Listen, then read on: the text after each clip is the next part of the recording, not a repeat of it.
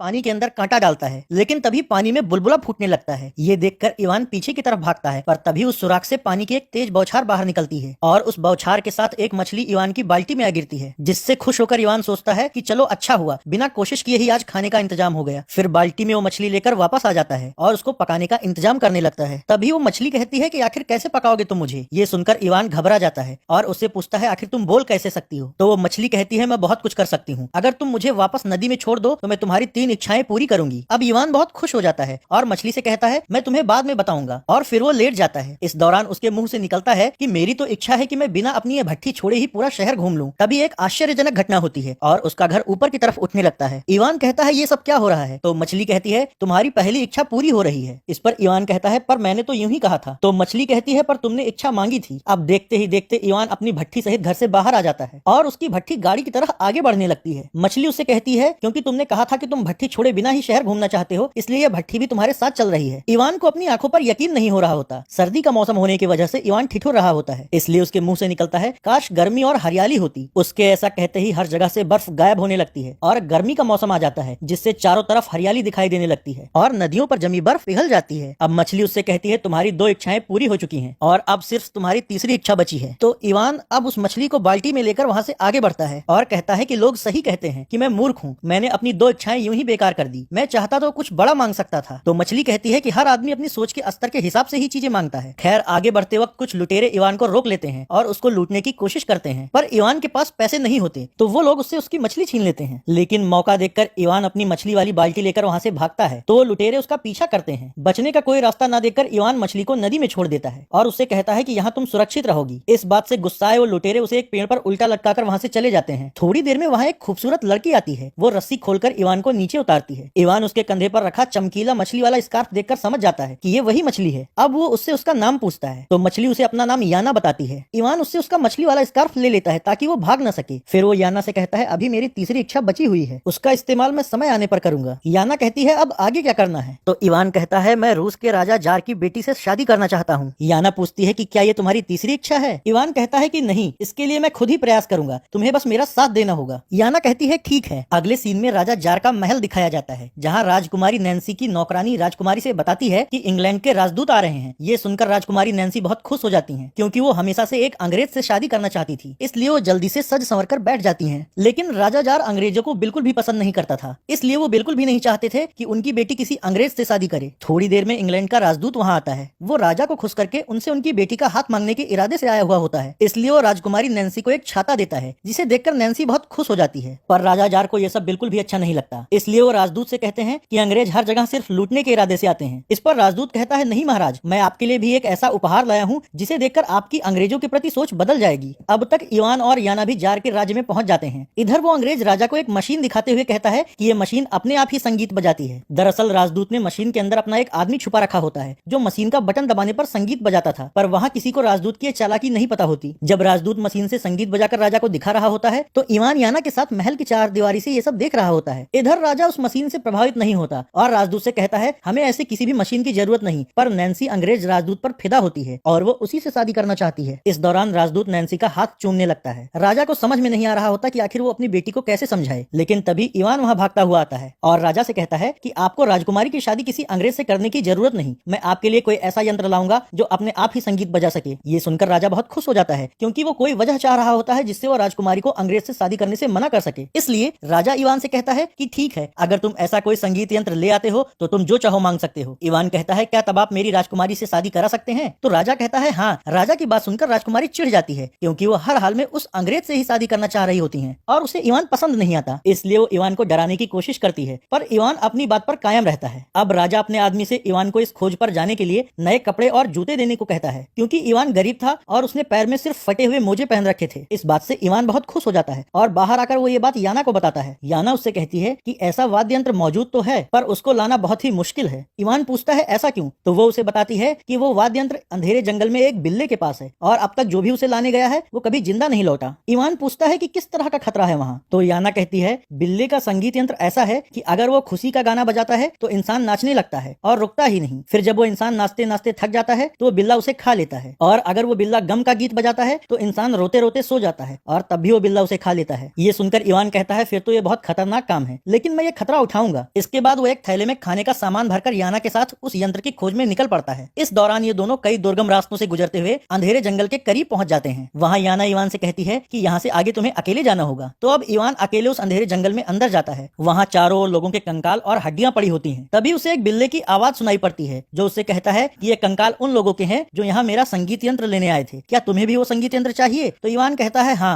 बिल्ला कहता है इसके लिए तुम्हें मेरा एक टेस्ट पास करना होगा। अगर तुम मेरे वाद्य यंत्र का संगीत सुनने के बाद भी खुद पर काबू रख पाए तो मैं तुम्हें अपना ये वाद्य यंत्र दे दूंगा। फिर वो इवान से पूछता है कि गम के गीत बजाऊं या खुशी के? इवान कहता है गम के गीत। तो अब वो बिल्ला गम के गीत गाते हुए अपना वाद्य यंत्र बजाने लगता है। पर हैरानी की बात यह होती है कि इवान को उस गीत से कोई फर्क नहीं पड़ता और इवान उस गाने की आगे की लाइनें गाने लगता है। ये देखकर वो बिल्ला इवान से पूछता है कि तुम्हें इस गीत की लाइनें कैसे पता हैं और तुम इस गीत को बजाने से दुखी क्यों नहीं हुए? तो इवान कहता है कि मेरी माँ बचपन में मुझे हर रोज ये गीत सुनाती थी, इसलिए मुझ पर इसका कोई फर्क नहीं पड़ता। बिल्ला शर्त हार चुका होता है, इसलिए वो इवान से कहता है कि अगर तुम मेरा वाद्य यंत्र ले जाओगे तो मैं तो भूखे मर जाऊंगा। इस पर इवान उसे अपने थैले से निकालकर काफी कुछ खाने पीने को देता है, जिससे खुश होकर बिल्ला इवान से कहता है कि इस वाद्य यंत्र के साथ साथ मैं भी तुम्हारे साथ चलूंगा। आज से तुम मुझे अपना दोस्त समझो। दूसरी तरफ नदी के पास बैठकर इवान का इंतजार कर रही याना से मिलने मछली राजा का दूत मेंढक आता है। वो उससे कहता है कि मछली राजा तुम्हें हर जगह ढूंढ रहे हैं, इसलिए तुम उनके पास चलकर उनसे जल्दी से शादी कर लो। याना कहती है उनसे बता दो मैं उनसे कभी भी शादी नहीं करूंगी। अब तक इवान बिल्ले और वाद्य यंत्र के साथ वहाँ आ जाता है और वो याना और मेंढक की बातें सुन लेता है। याना इवान से पूछती है तो आखिर तुम्हें वो वाद्य यंत्र मिल गया? इवान कहता है हाँ। इसके बाद ये दोनों वहाँ से वापस लौटने लगते हैं। रास्ते में इवान उससे कहता है कि तुम मछली राजा से शादी नहीं करना चाहती, इसलिए तुम वहाँ से भाग आई। याना कहती है हाँ, क्योंकि मैं उससे प्यार नहीं करती। अगले सीन में राजा जार का महल दिखाया जाता है जहाँ इंग्लैंड का राजदूत वेश बदलकर इस बार इटली का राजदूत बनकर आया हुआ होता है ताकि वो राजा को राजकुमारी से शादी के लिए मना सके। राजकुमारी उसे पहचान लेती है और खुश हो जाती है, पर इससे पहले कि वह राजदूत राजा से राजकुमारी का हाथ मांगता, इवान वहाँ वाद्य यंत्र लेकर पहुंच जाता है और बिल्ले से कहकर वहाँ खुशी के गीत बजवाने लगता है, जिससे दरबार में मौजूद सभी लोग ना चाहते हुए भी नाचने लगते हैं। जादुई संगीत की वजह से वो लोग खुद को रोक नहीं पा रहे होते हैं और नाचते नाचते बेहाल होने लगते हैं। आखिरकार इवान के कहने पर बिल्ला संगीत बजाना बंद कर देता है। राजा इवान से बहुत खुश होता है और उससे कहता है ये तो बहुत कमाल का वाद्य यंत्र है, इसलिए ये बिल्ला और यंत्र अब से हमारे महल में रहेंगे। अब इवान राजा से कहता है कि शर्त के अनुसार अब आप अपनी बेटी नैन्सी की शादी मुझसे करेंगे ना? तो राजा कहता